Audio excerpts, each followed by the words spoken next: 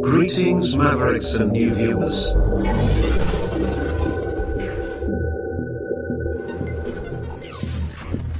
Tonight, direct and live from the Maverick News Network World Studios. This is Maverick News with Rick Walker.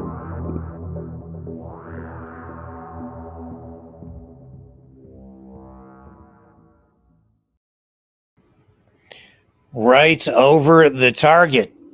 At least that's what some people are saying, because somebody had their Twitter account banned, or so we understand. David Dixon will join us a little later in the broadcast, I believe, to talk about that. And it's all related to that ostrich farm. And I know we're tired of talking about it, but we will give this at least a moment's attention tonight because it warrants it.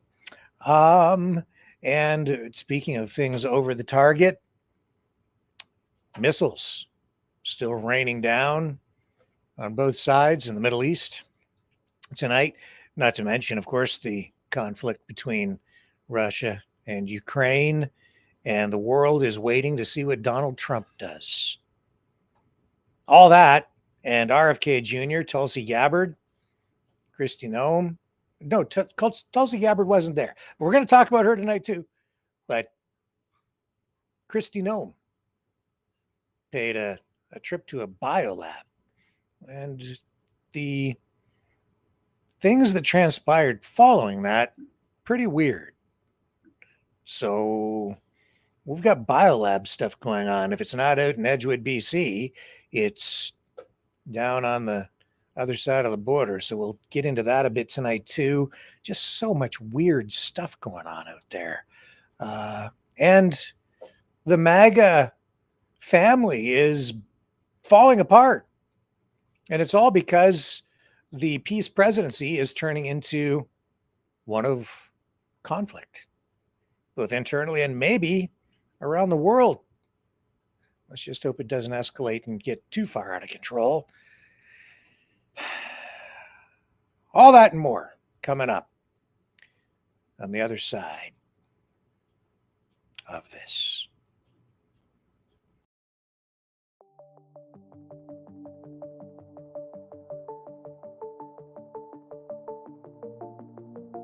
Greetings, brave Mavericks. Our quest for truth continues. We go beyond fake news. Together we expose propaganda. Together we pull others out of rabbit holes. We are Maverick thinkers. We are all unique individuals, defenders of individual rights and freedoms, credible, trusted, grounded in reality. Maverick News, defending free speech, Donate at freedomreporters.com. Do it now. Tomorrow may be too late. Maverick News. The world is watching.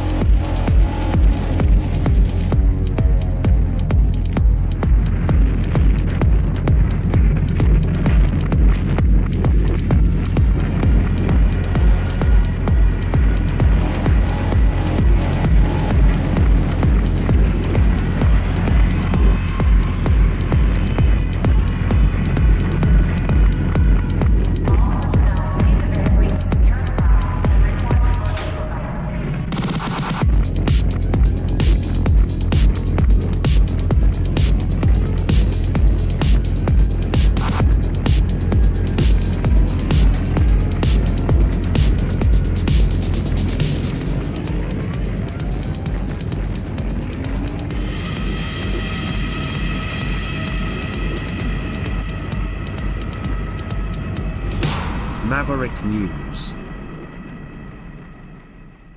The world is watching.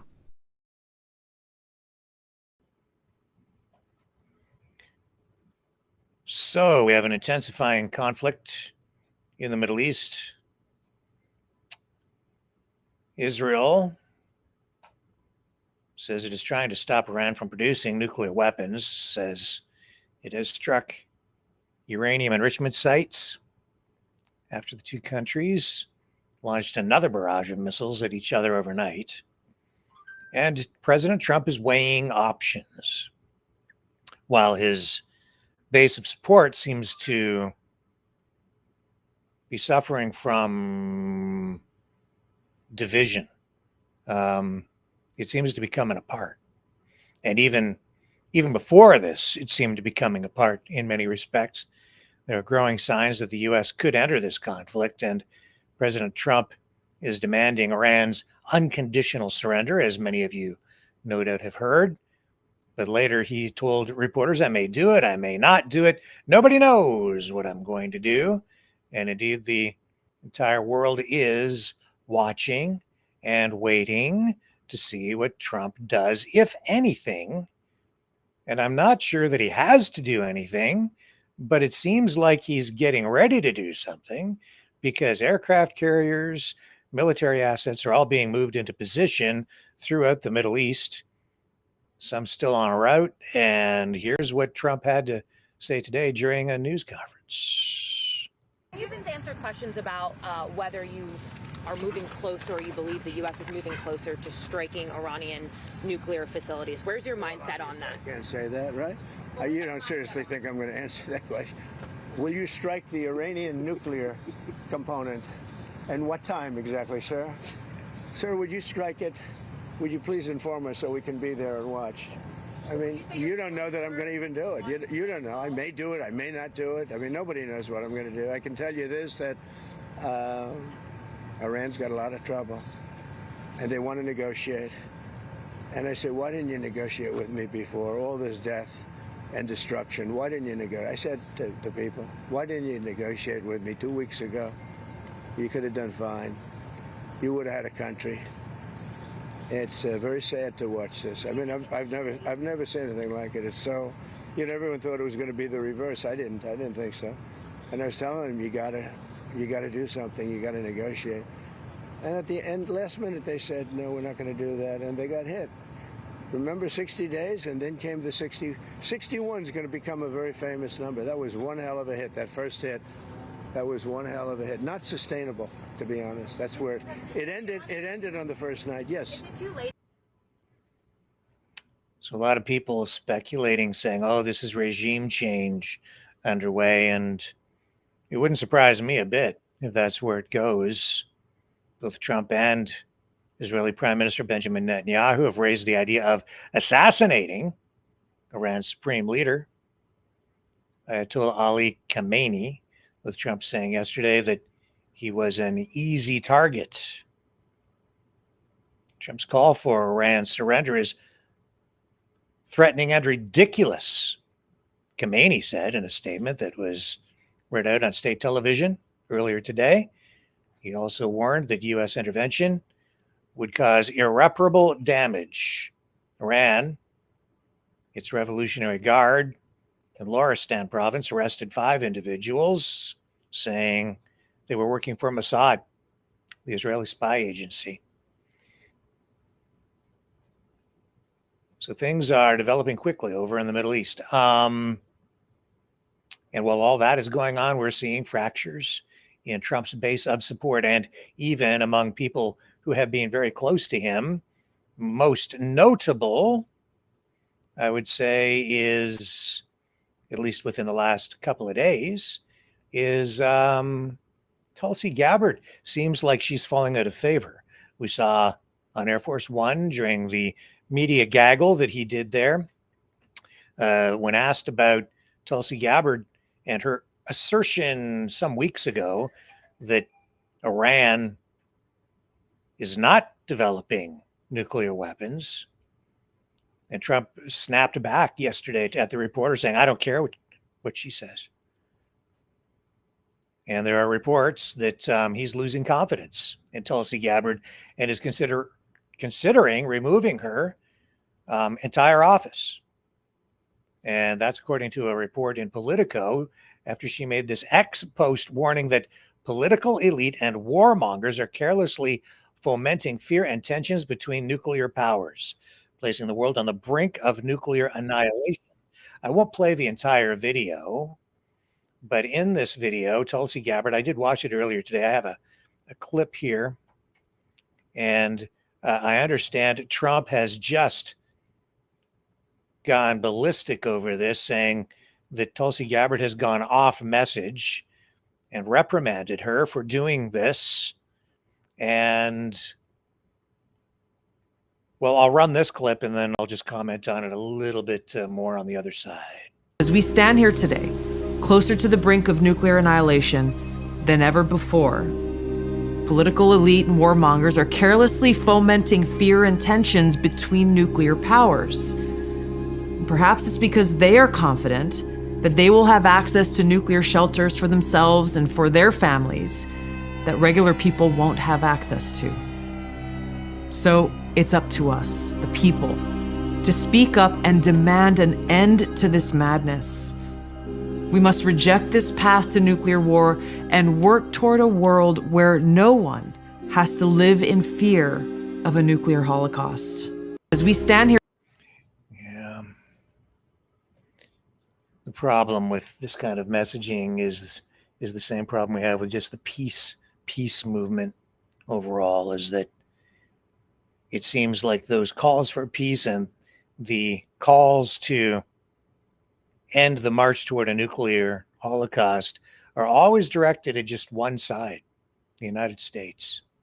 I don't hear really equal pressure being applied to Russia or even other countries that possess nuclear weapons so much. It's always the US.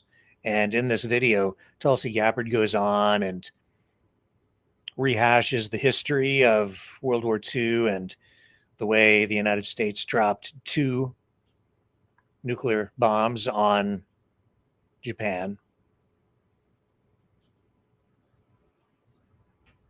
All true, but context matters. And I wish that avoiding a nuclear war was as simple as saying, oh, we're just going to give up all our nukes. But it isn't that simple in a world where you have multiple countries with nuclear weapons and more pursuing them, including apparently Iran, although this is an issue that is taking us into the fog of war because there's all kinds of propaganda or maybe truth circulating out there. I've seen reports in the past couple of days saying, that Iran doesn't have any nuclear weapons, that it's not pursuing nuclear weapons, that it's not true. And yet, at the same time, some of these same streamers, same influencers have been talking for months, if not the past couple of years, especially about why Iran would be justified in acquiring nuclear weapons. And the IAEA, which monitors nuclear programs in participating countries, has indicated that Iran has recently been denying access to some of their facilities, which gives rise to suspicion. And the fact that we've had these reports from the IAEA over time monitoring the program there indicates that indeed they are doing some work of some kind on nuclear weapons there. On the other hand, even CNN has been producing, or they produced last night apparently a compilation video of since the late 90s of Netanyahu talking about Iran and Iran's desires to acquire nuclear weapons to sort of balance the power structure in the Middle East.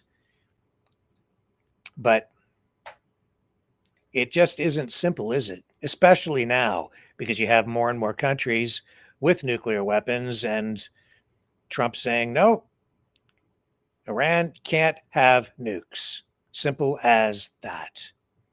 And he's saying that his base of support, his base, his main supporters say, no,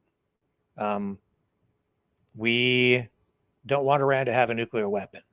Here, I'll have another clip from today. Run that for you.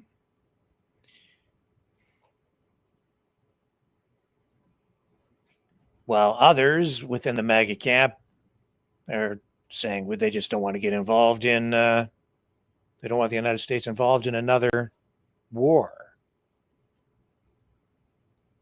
Close the door on meeting with them? No. Okay, so it's still open to them coming here in your Yeah, I mean, they asked if they could come, but we'll see if that happens. It's not that easy for them to come. They can't get out.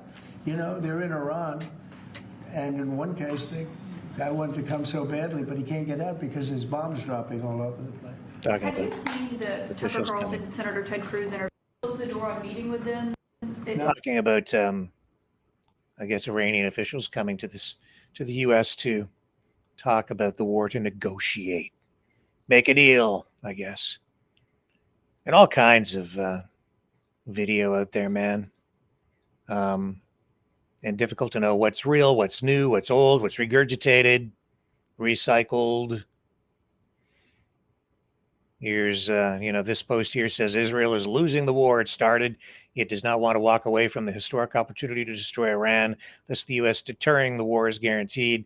The exit strategy without ground troops. Will the U.S. murder Iranians until there is regime change or capitulation? So that's the post. I'll show you, well, it's right here. Doing a little Twitter scroll for you tonight. And then this video.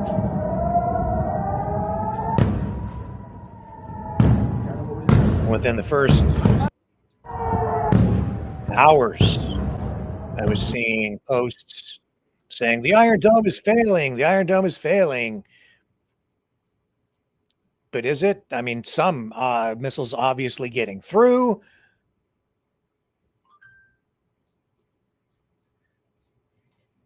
But how many? Not entirely clear.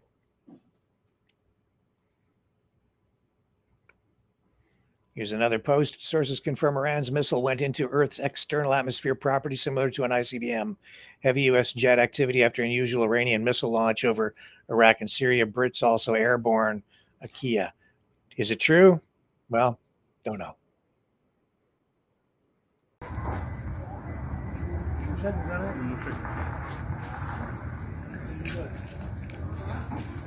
I think it seems plausible. You see what you're seeing in the sky there. That's supposed to be a missile from Iran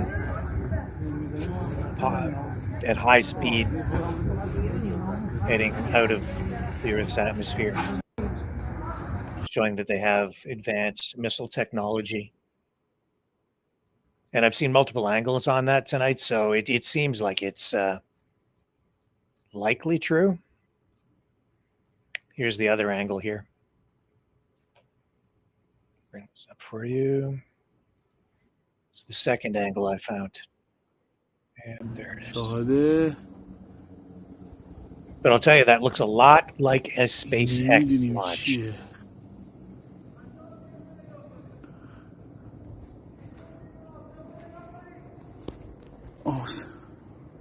It looks just like a SpaceX launch.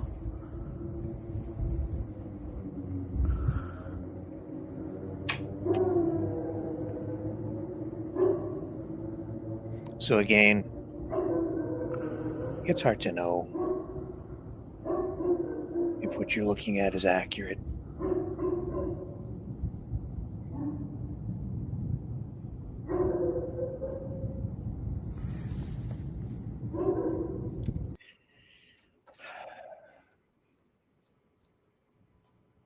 Who the heck knows? Going to take a short break. Come back. Lots more to share. Stay with me.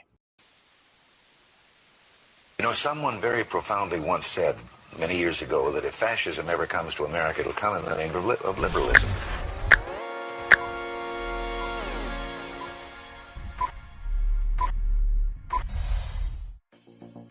Well, I think it's time we ask ourselves if we still know the freedoms that were intended for us by the Founding Fathers. If we lose freedom here, there's no place to escape to. This is the last stand on Earth. The entire world is watching.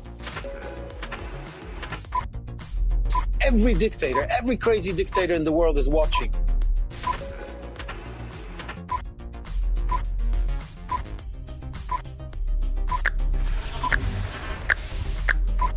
The world is watching. On TV, the entire world is watching. On social media. But the entire world is watching, and yes, they are seeing what we have apparently bravely been willing to say that others are thinking. Stand for freedom. Literally stand for freedom. Let's get this done. The entire world is watching. We're at war with the most dangerous enemy that has ever faced mankind in his long climb from the swamp to the stars. Maverick News. Maverick News. Maverick News. Let me have more control of my own destiny. The world is watching.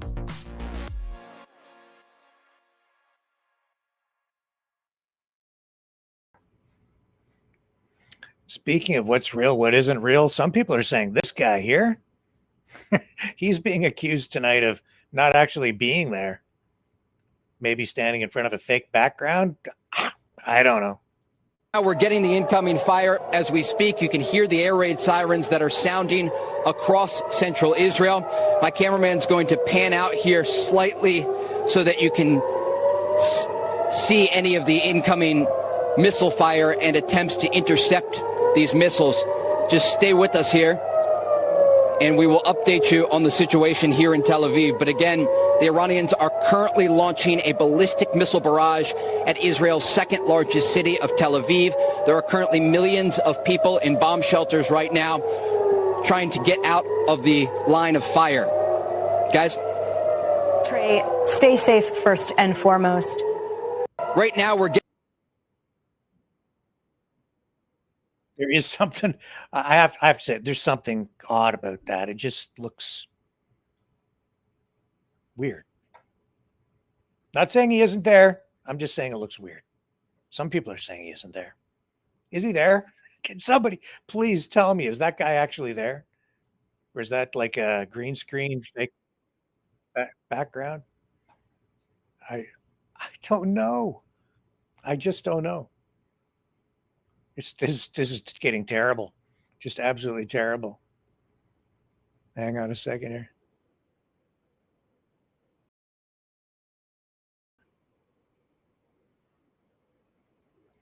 I'm going to play this clip from Trump here too. Everybody's making a big deal out of the color of his ties. It all comes down to this maritime common law QAnon stuff. I don't pay much attention to the colors of his ties. Although I will say, I think he plays with these people, sends them messages, gets involved in the psyop by changing his ties because he knows he's triggering people, sending cues. Oh, Q. Look, they should have made the deal. I had a great deal for them. They should have made that deal. 60 days we talked about it, and in the end they decided not to do it, and now they wish they did it. And they want to meet, but it's a little late to meet, but they want to meet, and they want to come to the White House. They'll even come to the White House. So we'll see. I may do that, but it's a shame it could have been done the easy way. Look, they. Also today, Trump was actually involved in a ceremony where they, do I have it? I think I've got the clip here. A ceremony where they put up 2 new flagpoles at the White House. Maybe it's there it is there. I've got it. So this is his post on Truth Social about it. He's got a couple. That's where the reporters in the initial clip that I showed you were asking about the Middle East. But he was showing this. He says this is a gift from him. There's his Truth Social account. And I'll just scroll down. Always got the price buster deal. Did you get your Trump cell phone? Made in China? Anyway. Well, I'll show the video. Oh, here it is. There's his post. So he says, it is my great honor to announce that I will be putting up 2 beautiful flagpoles on both sides of the White House, north and south lawns. It is a gift from me of something which was always missing from this magnificent place. The digging and placement of the poles will begin. It was this morning at 7:30. And flags will be raised at approximately 11. These are the most magnificent poles made. They are tall, tapered, rust-proof, rope inside the pole, and of the highest quality. Hopefully, they will be proudly standing at both sides of the White House for many years to come.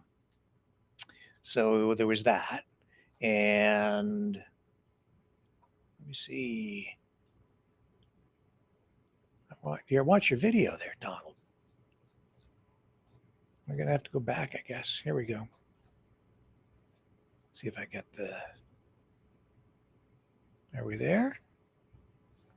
Scroll down, Rick. Let's see the video of the big, beautiful flagpoles. Down, down, down. Right there. Okay. No.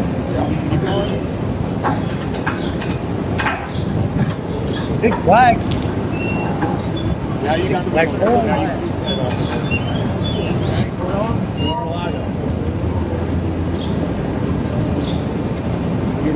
to need some help. All right. Hey, it's all on you now. So once you get the fire off, we'll go to the flag. It's viral on the internet.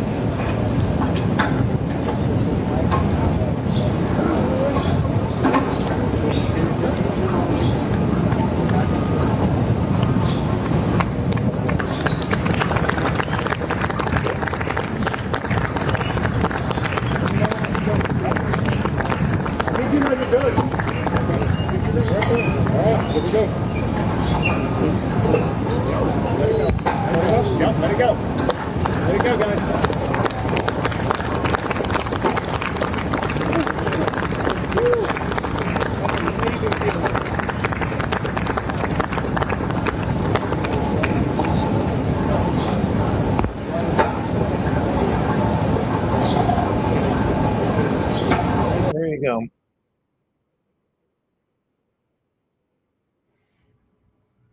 Big, beautiful flagpoles. Best flagpoles ever in the history of flagpoles.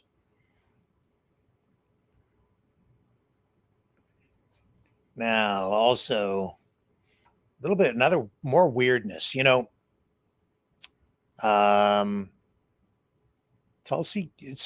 Noem, RFK Jr., Rand Paul, they visited, it was a high-profile visit to Integrated Research Facility at Fort Derrick in Frederick, Maryland. This was Monday. So the 3 toured this high-security biolab, a key federal facility for researching infectious diseases, to scrutinize its operations and safety protocols. The visit was spurred by ongoing concerns about biolab safety and transparency, particularly in the light of public debates over the origins of recent pandemics and the role of gain-of-function research. And Kennedy, a vocal critic of certain biolab practices, although not so much what's going on out in Edgewood, British Columbia, it's okay for these kinds of things to be going on in Canada, I guess, but maybe not so much down where he's from. And Gabbard, known for his skepticism of government overreach, joined Senator Paul, who has long questioned the oversight of federally funded biomedical research. Was it Gabbard? No, it was Noem, wasn't it? Let's go to the picture. Yeah, it's Noem. So I have the photo. Let me get this up here. So I was reading from some notes that I pulled, but I thought wasn't accurate. It's Kristi Noem. And I'm bringing this up for a couple of reasons tonight, not the least of which is that after visiting this facility, Noem, I guess, was taken to hospital with some sort of a strange medical allergic reaction to something they were saying yesterday. I have to look up and see where she's at with her condition here tonight. But it sounded like it was something fairly serious. So there they were at this biolab. More weirdness. I mean, how weird is that?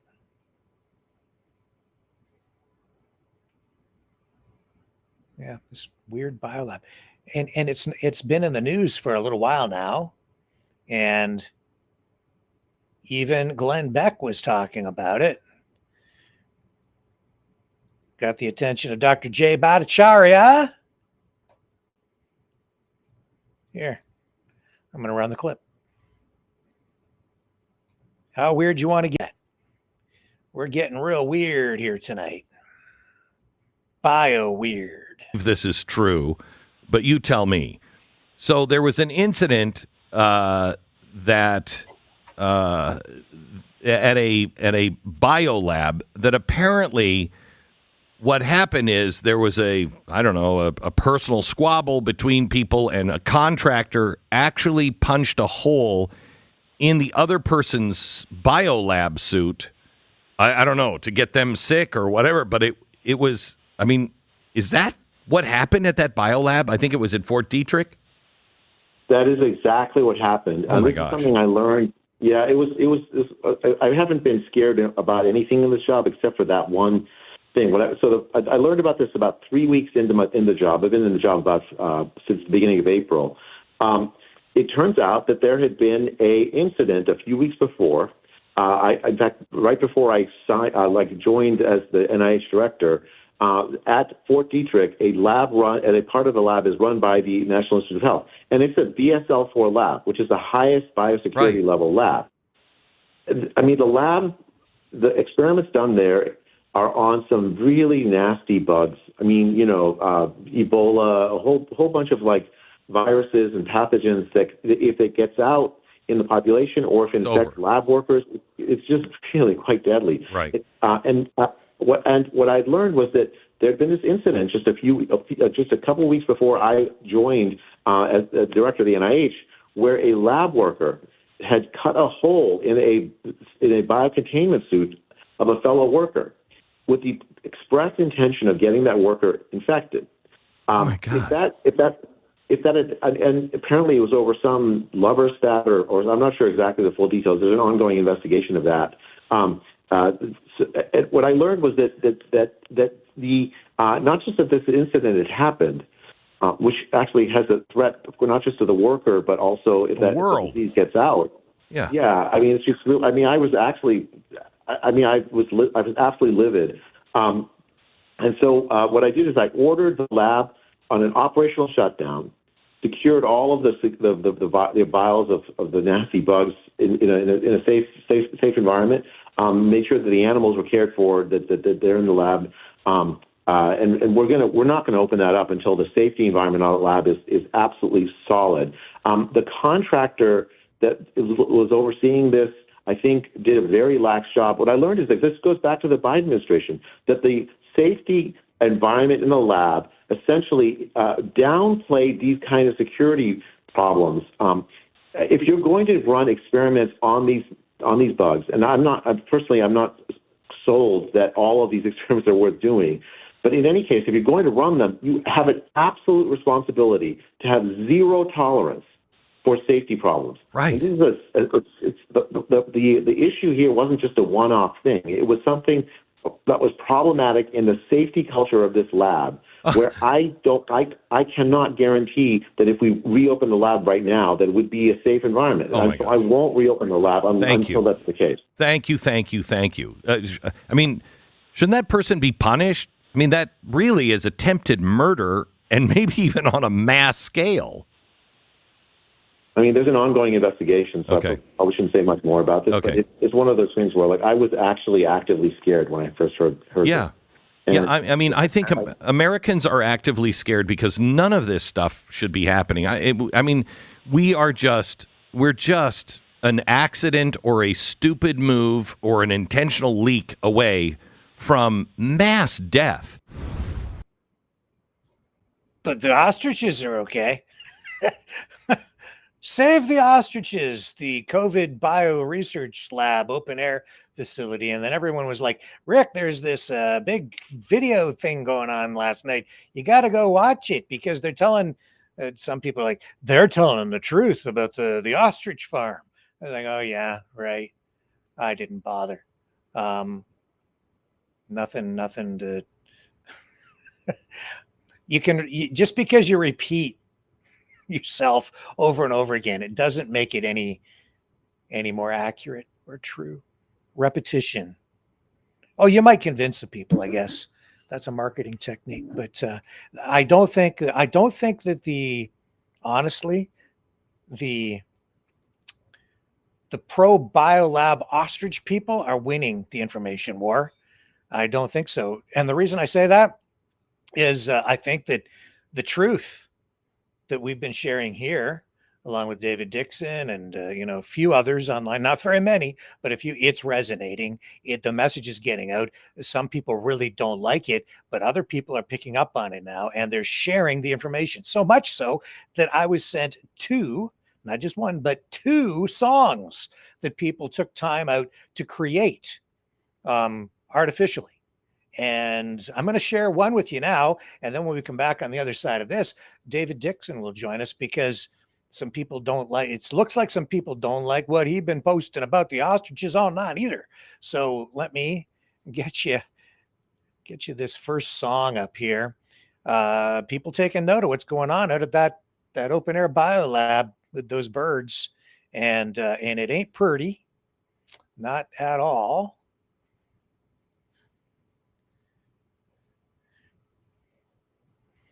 And so people are like, hang on a second here. What's going on? So yeah, some people are like, they're making music. Katie Pasitny, the daughter of one of the co-owners, Karen Esperson, said something inadvertently, or maybe did Freudian slip, I don't know. But she said that in this social media post, just as she was speaking, off the top of her head, she said the ostriches are a Trojan horse. What does that mean? Well, some people think it's a scary idea that maybe these ostriches are being used to introduce something or bring something in like a Trojan horse. I'm sure most of you know what a Trojan horse is. Well, this song's all about that Freudian slip that Katie came out with the other day in a Facebook post live that she was making. And all the messaging, all the truth is really kind of filtering its way through the system and into posts like this.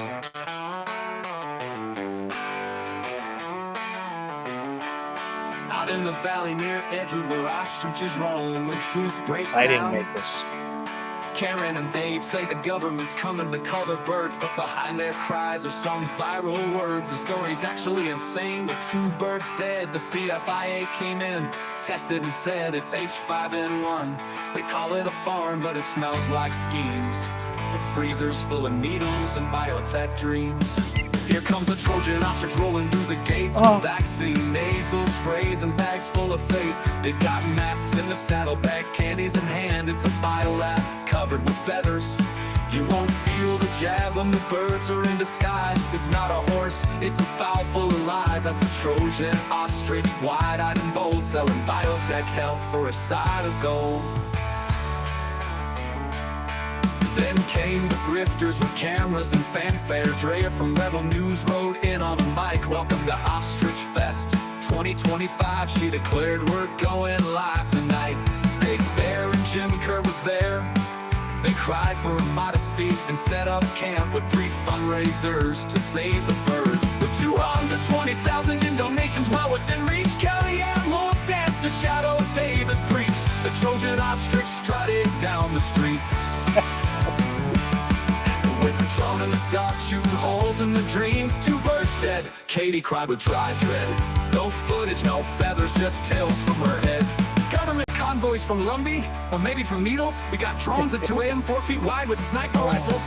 Shouted Jim, wait, Katie, was it Needles or Lumbee? We gave conflicting reports to our ostrich sheeple. With the Trojan ostrich plucked from its spin, folks started wondering what game they're playing in. We saw 20 white vans just yesterday, or maybe it was 1. I don't know. They drove away, said Jim. The government's scared of our ostrich minds, no closer to facts than Pfizer finds. These birds hold the antidote to tyranny. We're not anti-vax, we're vax-curious. And our nasal sprays are quite luxurious. No proof, who needs it? Just trust our vibes and donate now to keep our truth alive. Says Jim, someone hacked our GoFundMe with negative energy, yells Big Bear. If you question our narrative, you're not part of the mission, proclaims Katie. Whispers flew faster than a bird with rage. The land ain't theirs, it's just a rented stage. Court docs stacked like unpaid fines. Deals gone sour in tangled lines. Every time a skeptic questions them, they get blocked, deleted, and digitally gassed. Truth doesn't matter, just money, online clicks, and a magical cure made of ostrich tricks. Here rides a Trojan ostrich with a candy that cures unpunishable crimes. Nasal spray justice comes with a peppermint drop for the vax hesitant who'd rather not. Katie stands firm with a militant grin, says we're leading the war, let the change begin. Don't trust the needle, just trust in the bird. These ostriches are the catalyst for change. They're our Trojan horse leading the war. Katie said it! It really is the weirdest psyop you've ever heard. When the feathers fall, will everyone be buying what's being sold?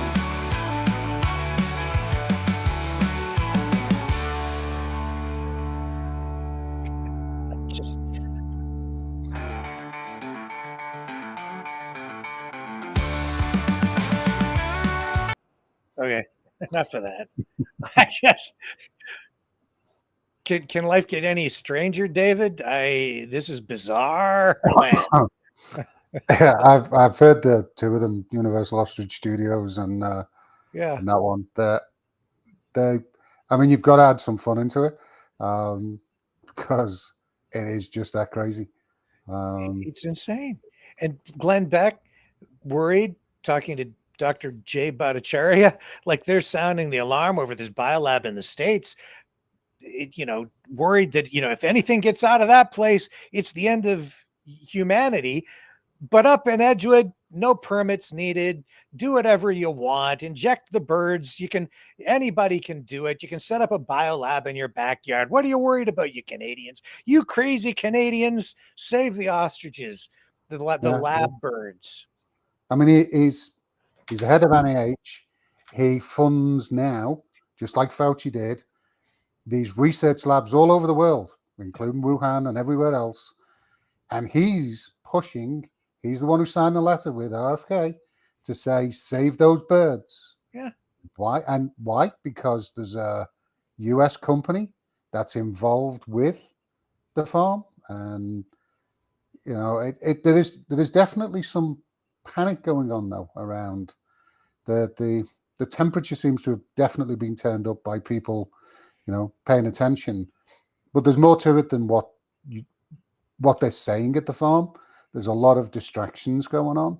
Yes. And there was some more sort of deeper connections that were appearing that seemed to explain why such high profile people in the US were involved, why high profile people in the Alberta government are involved. I mean, the irony of it is that Lyle Oberg, when he wrote the letter to the CFAAs directly to their agent, not just a general letter, he signed off as the head of AHS, the board chair, with their logo, and he actually wasn't at that point. He'd already been sort of let go from AHS. Or has he? I mean, he was appointed by Danielle Smith. That's another black hole that seems to be around healthcare here in Alberta. And the connections here are very significant, along with Guelph University, University of BC. So a lot of Canadian input that have been involved in some scandals throughout COVID with the professors from those locations. And it's, again, I said, for this to have been a scam, just to set up some GoFundMe right now, there was an awful lot of background work done going back an awful long way. Yeah, and I was picking up on a few of the lyrics in there, and there was a reference to Jim Kerr saying that the GoFundMe for the ostrich lab biofarm had been hacked, but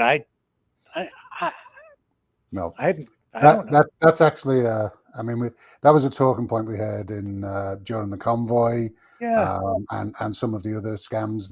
They try and pretend that they haven't got the money, and there's Willem Makis was talking about that on his, that, oh, it's been frozen, it's been hacked, oh, Daniel Smith's trying to steal it from me, and they're all trigger words to get people who follow them to donate more money. Oh, send it to me by direct email now, because the GoFundMe, because they pay a fee in the GoFundMe, so if they can get people to switch over to the direct email, they make more money.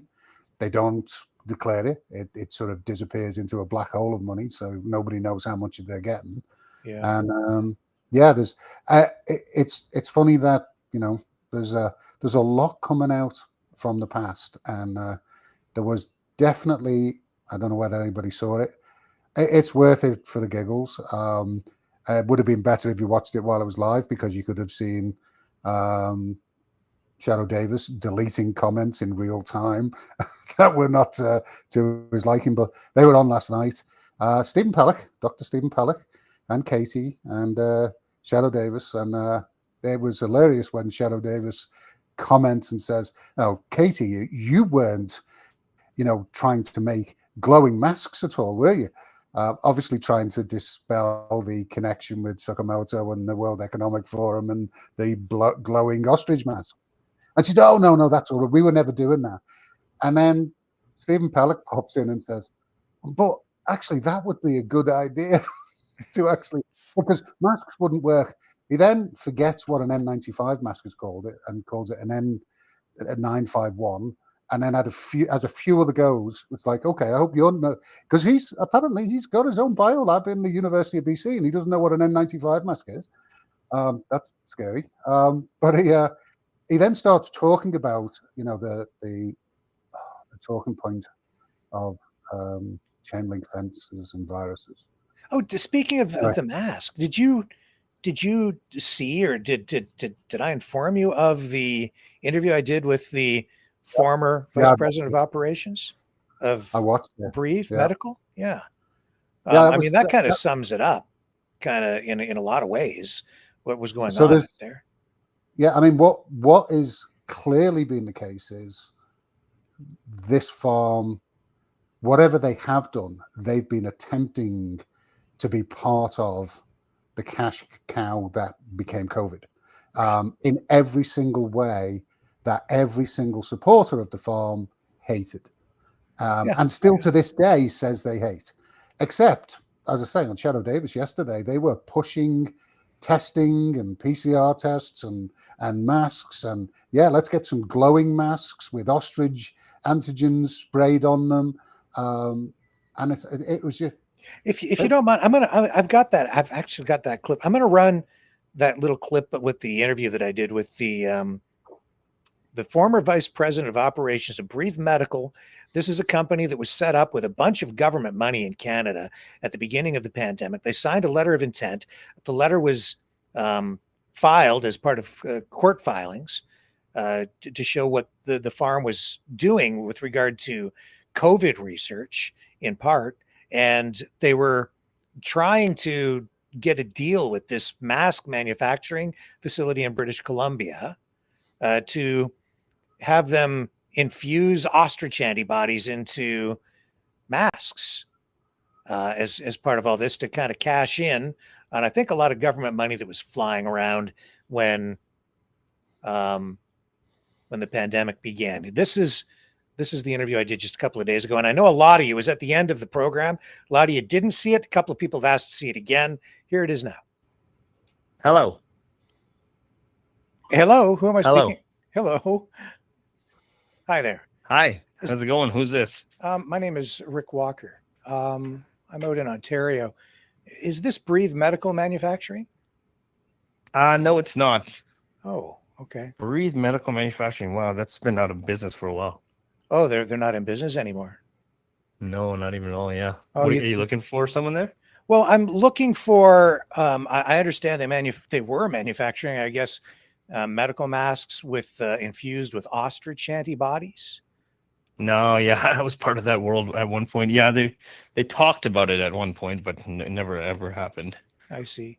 Yeah, I'm a Yep. journalist out here in Ontario. I've been covering this universal ostrich thing here? farm thing. Yeah, pretty Yeah, weird. I know about that. Weird story. It is a weird story. I actually know that farm. That was the farm we were going to use. Yeah. Why didn't they do it? I guess probably because they didn't have like regulatory approvals in place and so on. That's right. I can tell you exactly why. Like, it was COVID. They had never done it before. There was no Health Canada approval on anything that they were claiming at the time. There were some studies from overseas or something like that they were talking about. But ultimately, like, how safe do we all feel about spraying stuff on fabrics that are going to be on people's faces, right? So, right. Yeah. It seems very like a real stretch to me to make those kinds of claims. And it looked like the company, from everything I'm seeing, they were very focused on making sure they were in compliance with standards and approvals and producing a quality product. Breathe? Yes. Yeah. The ostrich farm. No, the breathe. Yeah. They've got like certifications Yeah. on like N95 masks and NIOSH respirators and so Totally. on. But anyway, That's right. Yeah. We did all that stuff, and then we had to just shut her down. The government didn't want to keep it going anymore, so it's been out of business for at least a couple of years. I see. I thought they were still in business because there was this letter of intent that was filed in court, and your letter of intent to purchase the antibodies, which I guess just never actually ended up happening. That's right. Yeah, never ended up happening yet. All right. What was your name? Who am I speaking with, by the way? Because this number. Yeah. So it's probably still on the website. They were kind of getting it taken down. My name is Justin Singh. I was the the chief operating officer there, so oversaw the whole operation at one point. I see. But ultimately, the owners just couldn't get any deals to get to place with the government that they had stated that were going to be in place for 5 to 10 years. That never happened. So then we just had to shut it down. I see. Couldn't get any procurement outside of COVID. The whole thing out there at that farm right now seems very strange to me. How did you guys get connected with the farm? They showed up. They showed up at the factory claiming all of these things that could really help aid the fight against COVID. So they came to seek this out, which they were very close to, the location-wise, to where we were going to manufacture in Kelowna. Yeah, but so I believe that farm's not very far away. Yeah, a couple hours. But in the end, they just couldn't prove any of that because they just didn't have the proper studies. Yeah, and Health Canada made it very well known to us that it would be stuck in research for a long time before we could ever get it approved to be used. Yeah. So, yeah. Well, pretty. Yeah. It's pretty aggressive of them to be claiming all those things without any Health Canada. Well, for credit, studies I heard the one lady on another stream, and I did speak to her, Katie Pasitny, and she was on another show saying that you could prevent measles with ostrich antibodies, and I can't find even one study related to that. No, we couldn't find much either, but they were just under the impression that these ostriches were able to fight off all different types of diseases and bacteria and viruses, and it had to do with their genetic makeup and antibodies that they carried. And I think there's a lot of assumptions to their theory, right? So it costs a lot of money and time to get those types of scientific studies done, right? So I don't know if you've ever met them. They're just kind of countryside farmers, right? So yeah, they're definitely far from being Harvard research students or any of that kind of stuff, right? So yeah, I guess you've been kind of taking note of what's going on out there. It's seems very political to me more than scientific at this point. And you would think so when all the names that you're seeing are all involved all of a sudden, right? So yes. Is there an interesting thing? Yeah. So as I follow this story along, is there any advice or direction you might give me to try to make sense of what's going on out there? Oh, any advice? Nah, I don't know. It's just you know the old theory, like it's very hard to convince people of something that they've just made real. I think the owners of the farm just truly believe in stuff that's not scientific, right? So Yeah, like they have a lot of people out there who believe viruses don't exist. that's right. So there'd be more part of that. COVID is a this and COVID is a that kind of theory based stuff. So Yeah. yeah, I don't know. We would have been using ostrich antibodies many years ago if it really worked or was scientifically proven. Yes. Sure, everybody studied everything, right? So yeah, exactly. just Well, like listen, a small little farm that had, I think at that time, like 10 or 15 ostriches. they I only think had got 10 or 100 now 15 or something. ostriches at that time? Yeah, there wasn't very many. There wasn't this 100 or 200 they got now or whatever they got. Well, they say like 400. Well, Is it that many? Shoot. That's what they say, but I don't see that many out there. Yeah, we went to the farm. It was, well, maybe there was more than 15. Maybe there was less than 50, but there was no like Jurassic Park run around of ostriches. Like there was not hundreds of them. Well, that's the thing, though. Like there seems to be discrepancy or confusion over, well, there just seems to be an accounting issue. Like they can't even really. No, How many? I think that boils down to who you're dealing with as the ownership there, right? So yeah, and you know the other issue is it just doesn't seem, as CFIA has pointed out in the court documents, they're not really running a facility that meets the standard for any kind of real research. that's right. That's right. That's for sure. And ultimately, or I don't even know if it's up to standard for any type of practice outside of just like, you know, some type of, you know, personal farm that they're running, right? Like I don't know if it's certified for anything. So I don't know. Exactly I haven't been there since 2020, right? So it's been a long time. Yeah. Like I don't even think they can even retail or sell off those ostriches or do anything with anything. Though there's no certificates or licensing to do anything on that farm. But who knows? I just caught wind of it and I was like, oh shoot, I've been on that farm. I know those people.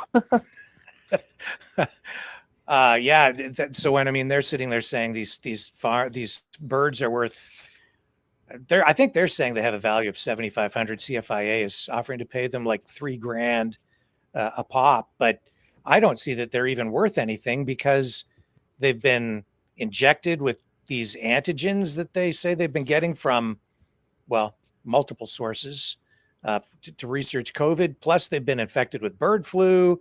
Yep. How do you sell those for food at this point? You can't. I don't know. Cannot. Yeah, you can't. Cannot do that. Yeah.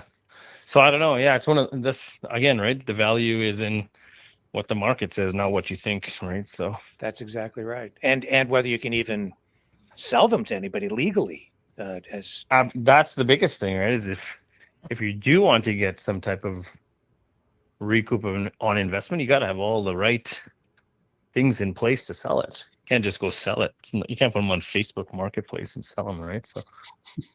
Well, they do. They're live animals. They do. Well, I know they do. That's why I said that. Yeah, they're interesting people, right? So they probably don't live by the law very closely. So no rules out there. That's really what it comes down to. Yeah. Yeah, that's why they live way out in the sticks there, right? So yeah, not many people pop in there, and not many people bother them there.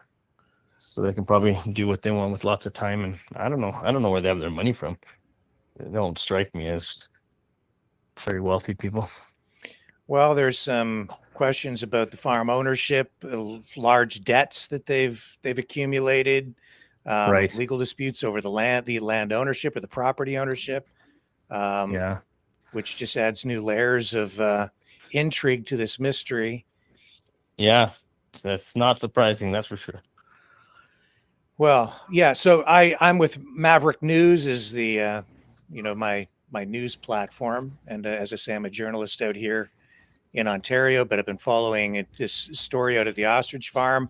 I'm surprised that other media has not, taken note of the COVID research, the real issues surrounding all of this.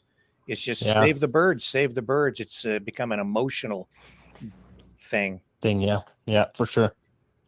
Well, that's what you got to tack onto, right? Is what's going to actually grab some interest. No one's going to care about the other stuff. Yes, that's exactly right. But when you're dealing with the bird flu and the spread of the disease and other chicken operations, I think that they're putting other farms in jeopardy while they're claiming to be out there fighting for farmers, but it seems to be upside down. Yeah,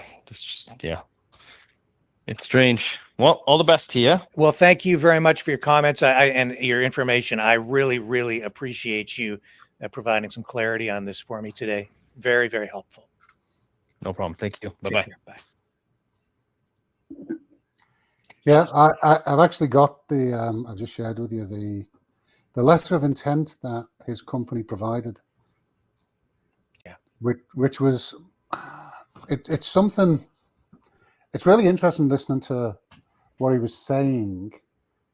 It was sounding like he never believed in him. It was a bit of almost a joke. Oh, yeah. And then he also, he talks about how the government shut his business down, which was an interesting comment. Because the funding wasn't continued after COVID, the market collapsed, right? So, in OH&S, there's still lots of demand for masks, and actually, because of COVID, there's a lot more than there used to be. So, he also said Health Canada was aware, and that place would be stuck in studies for years. Now, and then he says, how would they get money? Well, one of the ways that you can get money, you can con investors, is by showing them a letter of intent that shows lots and lots of money. This company, obviously had some government contracts to do masks, certainly for the start, gave them a letter of intent that was effectively worth between $3 and $18 million a month. They said, we want the ability to supply between 10 million and 60 million masks a month, and you'll get 30 cents a mask. I can see a lot of investors coming and running and going, I want to get a piece of that action up front. Even banks will actually, particularly in COVID, where at that time in May of 2020, it was real hard to check facts. So there was an awful lot of things happening just on the face of it.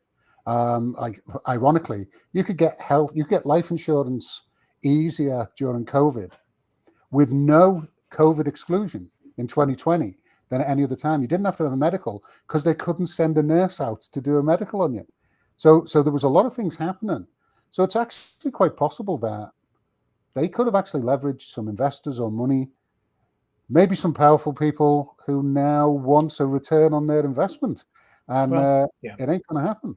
I don't know. It's just, not that we have any evidence of that. There's, on this particular farm, we do know that Dave Belinsky, the other co-owner, I think it's his cousin, had another ostrich farm, and they did have an investment thing going on out there, and they ended up in court over that. And I think there was some $20 million that investors lost as a result, cumulatively, and there were a lot of elderly people that lost their retirement savings, and life savings.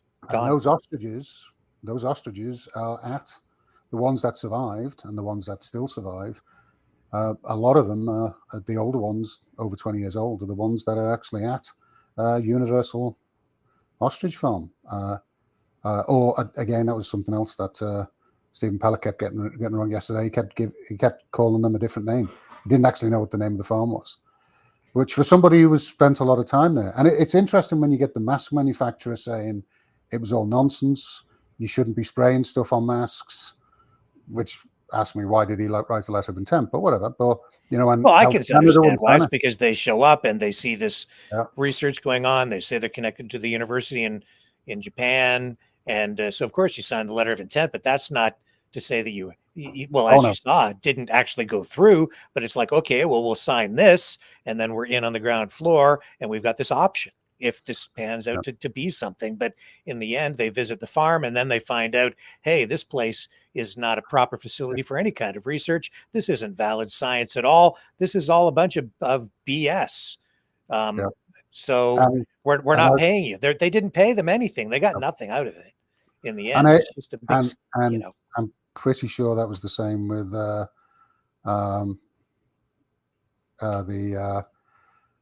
vaccine manufacturer. Yes. They were, which was, that's the other one from the court documents. It's interesting that they're putting these these things into court.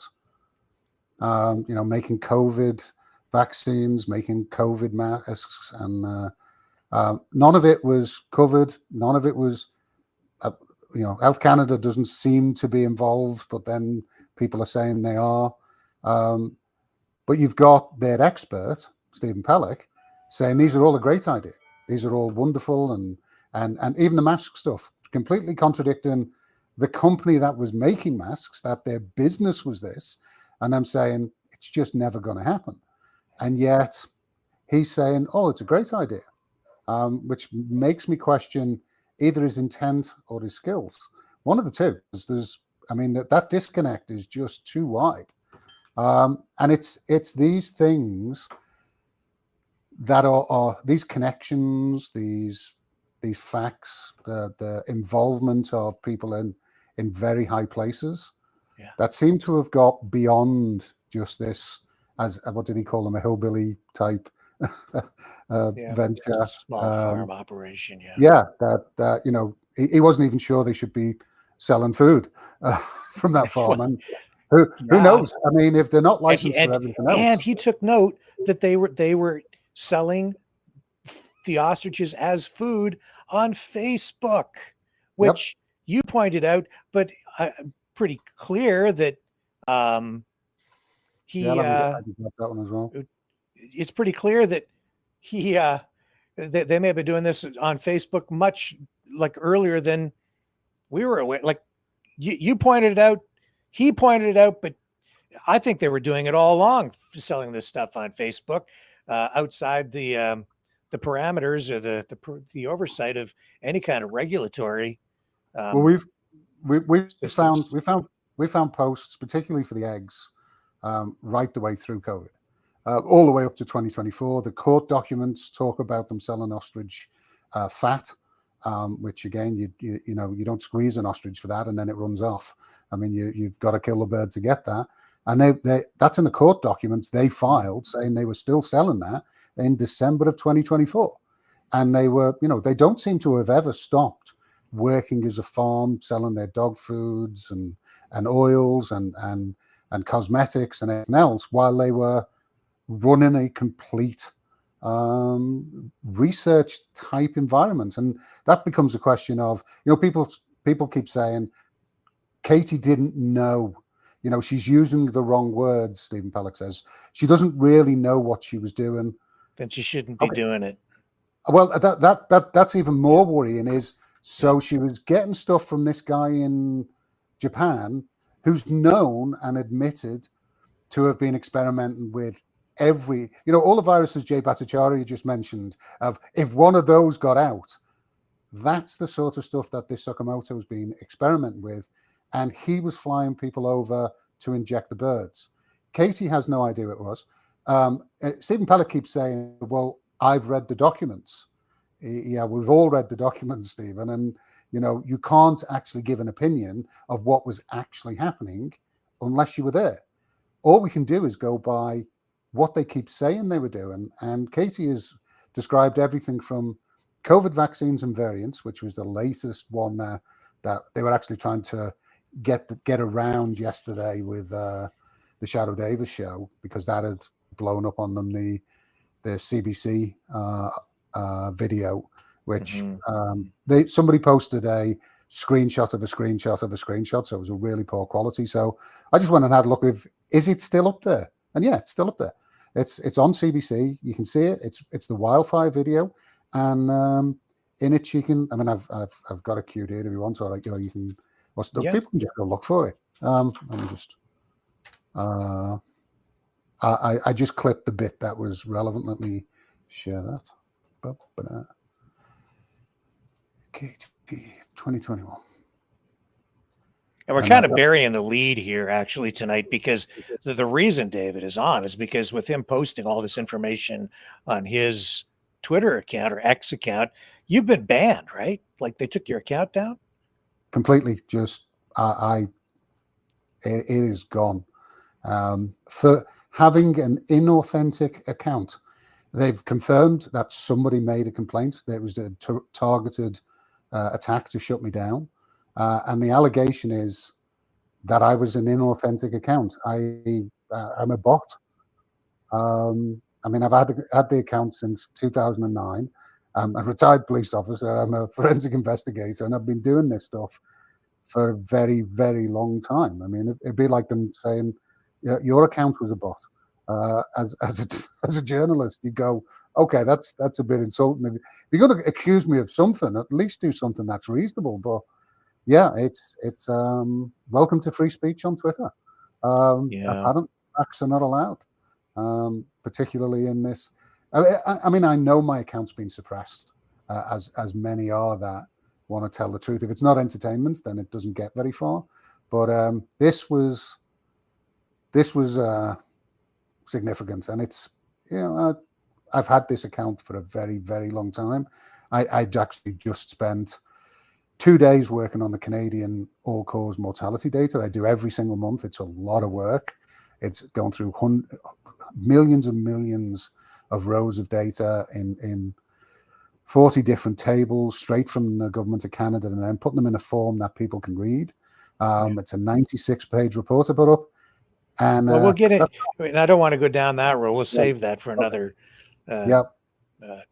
broadcast. But let's get into this here now. Yep. So this is the clip of CBC when this, I guess, was back in 2021, was it? When there were wildfires going through the area and they refused to leave the research farm because they believed, Katie told me she believes that the government was trying to burn them out. So, not paranoid or anything, just whatever. Yep. So anyway, this is an edit by me because it's about a 15-minute video. So it's just the relevant points, but you can, at the bottom of the video, there is the actual link to it, and people can go find it if you just look for Edgewood wildfire, Katie Pasitny, CBC, and you'll find the whole article and the full video. And as the wildfires continue to burn across the province, I just want to focus on the town of Edgewood, BC. What do you do with 500 ostriches anyway? Well, we meat, eggs, and ostrich oil, believe it or not, is extremely effective in healing so many different conditions like eczema, psoriasis. And then there's been an antibody program, which is the latest and really amazing thing that the farm's been working on. And actually half of this farm is injected with dead COVID-19 vaccine and the COVID variant.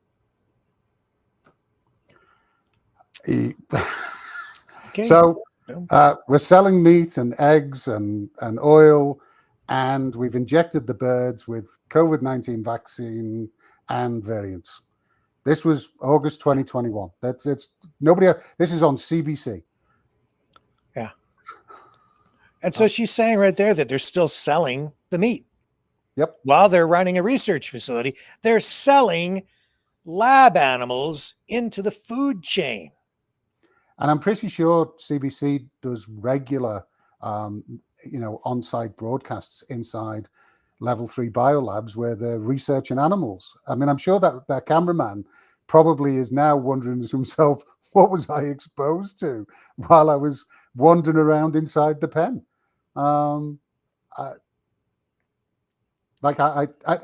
yet CBC, who broadcast that article, are saying nothing. It's like, I mean, I can't understand why they didn't go, hang on, sorry.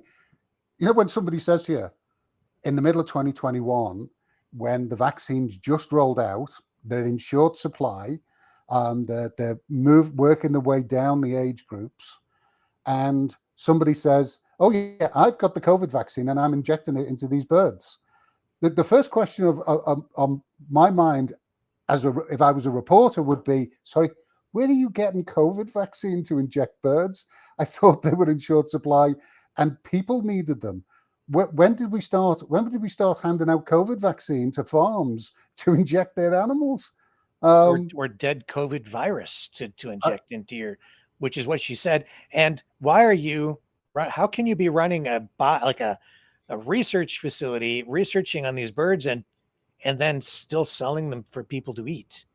Yeah, and actually, so a mum at the same time, Dave Belinsky and Karen Esperson did an interview where Karen said dead COVID-19 virus, but Katie there on that interview says COVID-19 vaccine. And she actually uses the word vaccine, which is, again, they might be mistaken, but that actually brings up more questions, not less. It's like, if you don't know what it was, if you thought it was, one of you thought it was a vaccine, somebody else thought it was a virus, somebody else thought it was a protein, what were you actually injecting these birds with and then selling them for meat? I mean, what really, and assuming, because they've said in the court documents that has been their primary business since 2020 right to now, and the only reason it's not their primary business at the moment is because of the CFAA orders and quarantine. What have they been injecting into these birds for over 5 years? I don't know. What really killed those birds? I don't know. But 69 birds died. 69 at least. Well, at least. Mean, and then there's a few that slipped on the ice, maybe, and one that ran into a fence, maybe, and then 2 that were shot, maybe. I mean, the numbers rolling up, and the count so we don't know what the exact body count is, and we don't actually know what the exact count of birds are. And again, in that interview, August 2021, she's asked, what do you do with 500 ostriches? So there they were saying they had 500 in August of 2021. That's one of these numbers that just, again, for a research facility, you shouldn't just know how many you've got. You should know everything about every one of them. Just mind-boggling. And I mean, you can see why the CFAA would say they're not suitable for research, but that shouldn't be where the statement ends. Yeah. It's too much strange stuff, and no standards, no licenses, no permits of any kind, as they told us in the interviews that we did. It's just ridiculous, and it's scary. And this is what happens when you ask questions. An account I've built since 2009. I mean, it's not my only outlet. I've got Facebook, I've got my website, I've got LinkedIn, and people have got direct contact with me in a lot of cases. But Twitter was... So this is the notice from Twitter saying that your account has been taken down. Yep. For, of all things, inauthentic behaviors, whatever that is. Your account, DKS data, was reported. It has been suspended for violating the X rules, specifically for violating our rules against inauthentic behaviors. You may not use our services to engage in inauthentic activity that undermines the integrity of X. Note that if you attempt to evade a suspension by creating new accounts, we will suspend your new accounts. If you wish to appeal the suspension, please contact our support team, which will promptly ignore you. Yep. Yeah. So I have actually put that in. The funny thing is that there are a bunch of accounts that are currently supporting the farm, where the users have got many accounts that where they've just created one after another. And they're not even trying to hide the fact that they've got lots of accounts, which is against X's rules and is classified as inauthentic, because you can't run multiple accounts all doing different things and all sort of supporting yourself. But apparently it's, as long as you're supporting the farm, that's fine. But the reality is, it's really about somebody reporting you. If somebody snitches, especially if somebody in authority does, maybe a lawyer, or I don't know. I mean, they don't normally shut down accounts just because a random user makes a comment. They'll normally ignore them. They'll check the account and say, but for them to actually just take an aggressive step like this, where it wasn't suspended, it wasn't throttled, It was just my account has been deleted. Well, gone. that's. I'm sorry that's happened to you. It's that kinds of thing has happened to me as well over on Facebook, and that's painful. It is, because it's you know, it's not where I do my research. It's not where I try and make a difference. But there are people that can. It's their only way of seeing this information. It's their only way of finding out. And as I say to people, don't believe what I post. Just take it and actually use it as a mechanism to go find out yourself. Trust but verify. Well, don't even trust. Just, you know, in everything that I put up, I always put linked references to the source material so people go, you know what, if you don't like what I posted, go look at the original. And sometimes particularly when I post charts and numbers and that, people say, well, can you do it this way? And I say, well, there's the link to the raw data. If you want it to look something different, off you go. I don't take requests. I just do what I do. I look for the facts. I package it up in a way that people can understand it, and I get the facts out there. And if somebody's trying to push a false narrative, then I will post the facts underneath it. And for that, you get banned. So we'll see. As I say, I've put in an appeal. I don't expect to hear anything, but who knows? We may, but it won't stop me looking in. Particularly, in fact, when something like this happens, it piques my interest a little bit more, because if you're going to that level to shut down the information, then as you said about the first story of this, you're over the target. And there is something in the information you and I have been putting out here, and Babylon Beaver's been putting out, and some others, and now the local community of Edgewood is getting a bit more bold because they've got the facts to back up their concerns, and they're in their local community posts, but mainly on Facebook, they're actually sharing information. They're still getting hit pretty hard and targeted, and you know, the excuses are coming out. The stories keep getting told, but at some point, somebody's got to end this, because no matter what it is, whether they, you know, these animals have died. There looks to be some sanitary issues in the area of the farm that I certainly wouldn't want my kids near, and yet, you know, there's a big event where they're going to be camping apparently at the end of this month, and then there's the Farm Aid concert they're supposed to be putting on. I don't know how the CFA is going to allow any of that, because at the end of the day, there's a point at which I've got to question the competence of the CFAA in allowing the ongoing and known breaches of quarantine. I mean, you're basically, if you don't do something, you're making a mockery of the quarantine, and you're setting yourself up for other farmers to say, why should I bother quarantining? Because that's largely what's at stake here. In my view, this is a challenge to government authority, to the authority of the CFIA. If this protest is successful in that way, then it really will undermine trust, confidence in the system, and it will undermine the deterrence factor. So, and I'm a big believer in, you know, if you see something that you feel is wrong, you should challenge it, but you should do it in a lawful way. And you should, you know, if you do it in a lawful way and you lose, then you lose. You don't just go, well, I don't care, the rules don't apply to me. That's a sovereign citizen mentality. That takes us back to the dark ages as far as lawlessness, because the same attitude that says, I don't have to follow these rules, says, well, then why should I follow the rules that relate to your home security? Can't I just come in and help myself out of your fridge, or take your car? Or because they're not really that different. I mean, we may not like the rules, and there are ways to challenge the rules, as they've done. They've had their due diligence. They've had their time in court, and they lost.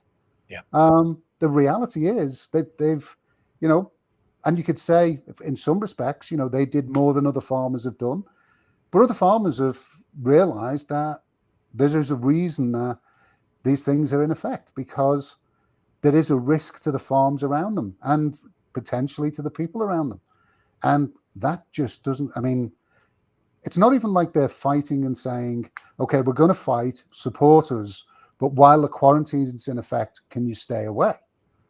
You know, I'd potentially, I mean, if it wasn't for the research side, I'd potentially respect them for doing that. If they were fighting, you know, and saying, you know, but we are under quarantine, so you need to stay away. But they're not. They're turning it into a circus, or have turned it into a circus. And then you've got the, you know, apparently anybody questioning the farm now who's not a liberal and a hardcore liberal is now what Cheryl Davis calls the woke right.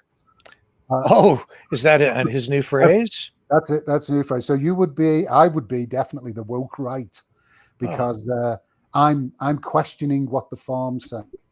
You're not allowed to question that. You're woke minded because you're not going along with the glowing masks and the COVID nasal sprays as you should be. It's an upside down world. It really is.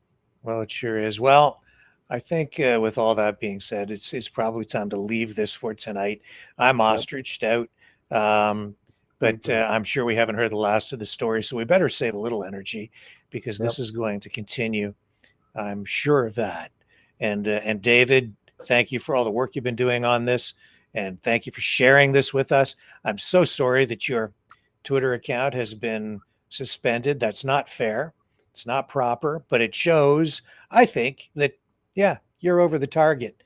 So you still have a voice here, my friend, and we will help you get your messages out. So with that, everybody, you know what I'm going to do here is I've got that other song up. Would you agree that they're losing the information war on this? Yeah, absolutely. Absolutely. And that's exactly what's illustrated here with this song from Universal Ostrich Studio. Ladies and gentlemen, this is not Maverick and the News Brothers. This is somebody else's creation, I guess Universal Ostrich Studio. So I'll share this with you tonight. Thank you, everybody. Love you guys. Thank See you back here tomorrow night, 7 p.m. Eastern on the flip side. Universal Ostrich Studios in Edgewood, BC, where the grass grows tall. There's an ostrich farm that shocks us all. Karen, Katie, Dave had a birdie plan.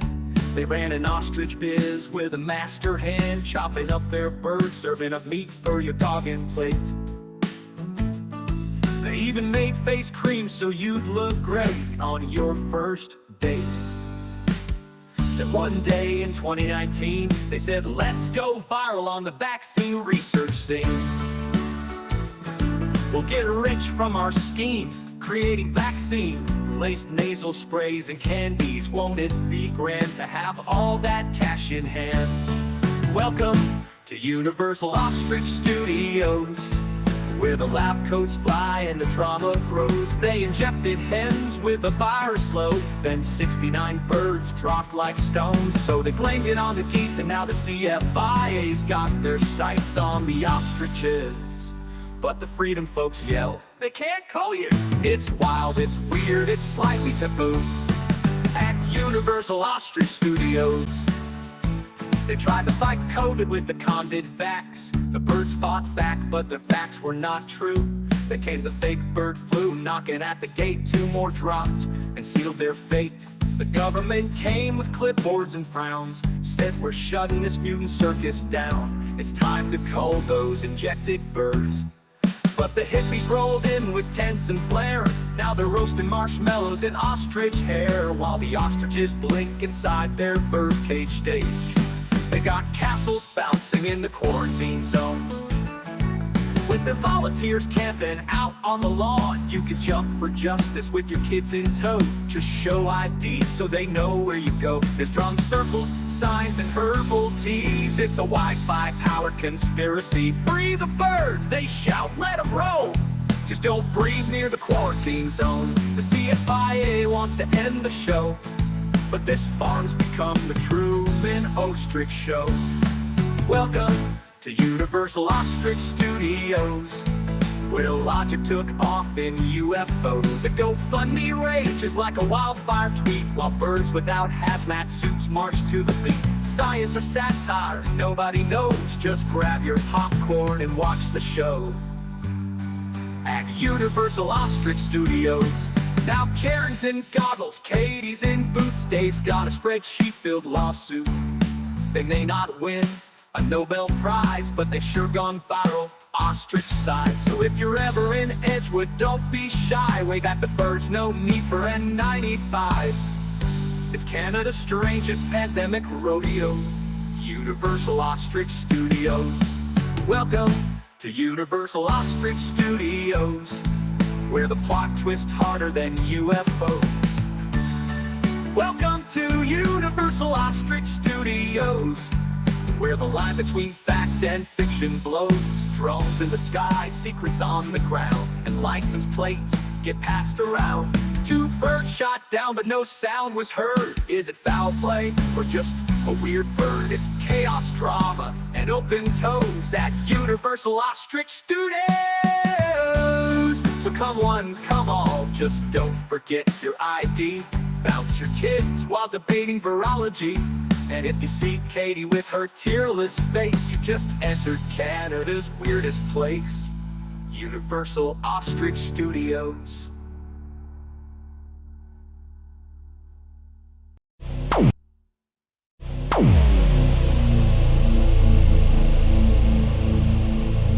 This has been a Maverick Multimedia production.